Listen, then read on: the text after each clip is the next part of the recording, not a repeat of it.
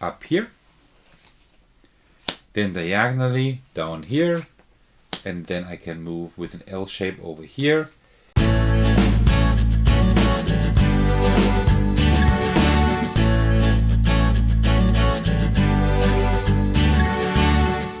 Hey everyone, this is Attackers, and I'm covering the 9-card print and play game design contest hosted on Board Game Geek again. These are all games designed with only 9 cards, which is always very, very exciting. And before we get started, grab yourself a tea and let's go.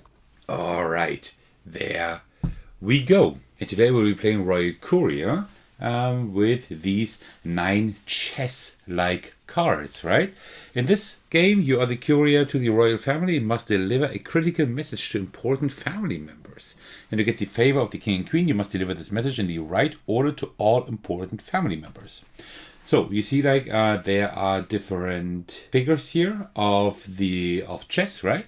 You may know that. The back, I just put a card in the back, so it's a little bit more sturdy. What you do is here, you just shuffle up these 9 courier cards to make a deck. And then you make a 3x3 grid of face-up cards. We need that courier token a little bit later. So 1, 2, 3, 4, 5, 6, 7, 8, 9. And of course, that doesn't look very good. Let me just correct that. Just like that. A little bit more up. There we go. Alright, so this is the grid we will be working with for today. This is our courier token. We need that a little bit later.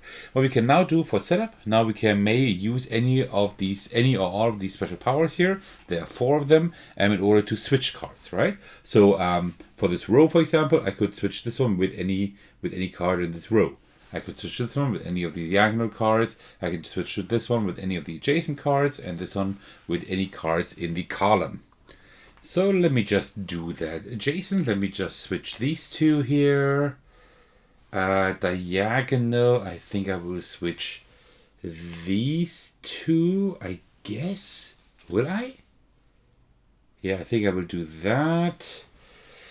And then, yeah, I think I will just leave it like that and see how far I can get. So, and now we take our courier token and we just start on one of the family members, right? I will go to the queen here and start right here. And we will just make a row, or in my case, I will just make a column in the order here of the family members that I visited, right?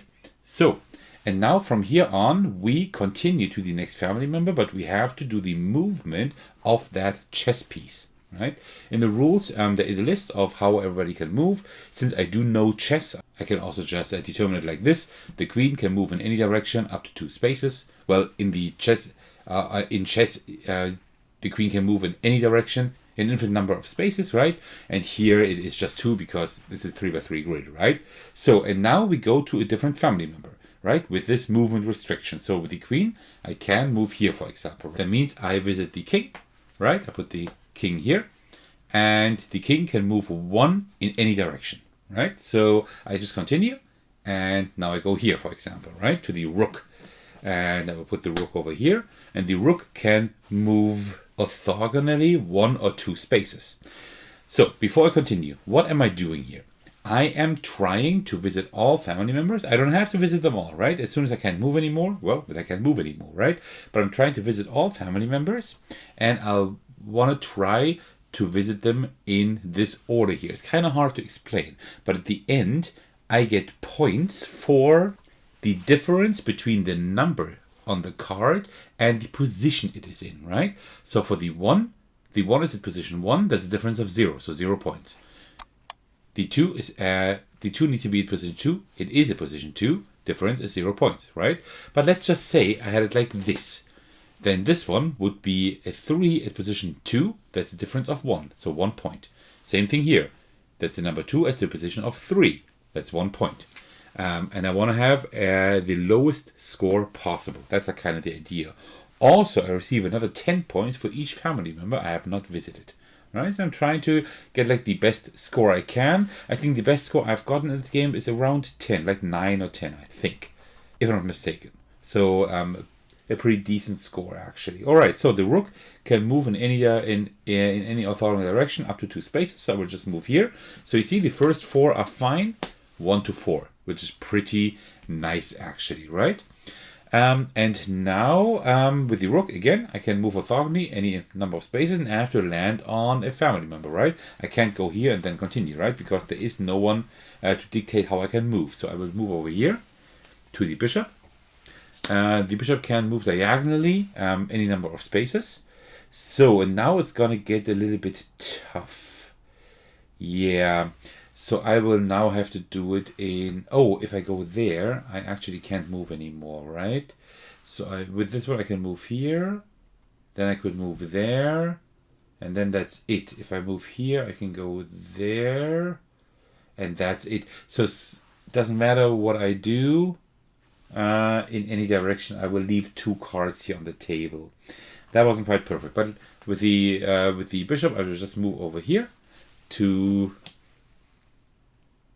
the knight, and the knight always moves in an L pattern, right? So always like 2 spaces in one direction and then in one orthogonal direction, or the other way around, 1 there and 2 there. So the only card I can move to with this is here to the other bishop, and the bishop can only move diagonally, so that's it, right? I can't move anymore.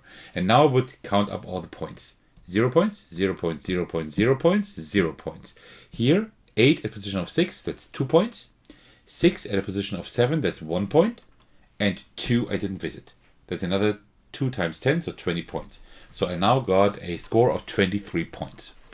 Not very good, right? But you know what? Let's shuffle these up and do it again.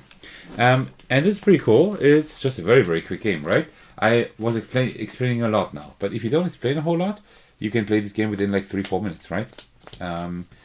It's not a bad idea. It's a pretty cool idea, and it helps if you just know the chess movements, right? So let's just do that same thing again. Pay attention that we can take a look at that we can actually use these abilities once per card if you want to. So of course I always want to start at the 1, right? And then I want to go to the 2, then I want to go to the 3, which I can do. Then I want to go to the 4, which I can't do anymore, right? So can I get the 4 anywhere? I can only get it there. So it's not perfect, right? But that's something we can work with, right? I can go here, and then, you know what, adjacent, I will actually do that. I will actually do it like this, I think. I think that's a good idea. And I think I will just keep it like this. I think I can get a lot of cards this way. So I will start at the 1 as usual, right? We put that over here. I can move into any direction I want to. I will move to the 2, to the king. And then I can move in any direction, but only 1 space. I will go to the 3 up here, to the rook. With this one, I can move orthogonally in any direction. Let me go here to the bishop.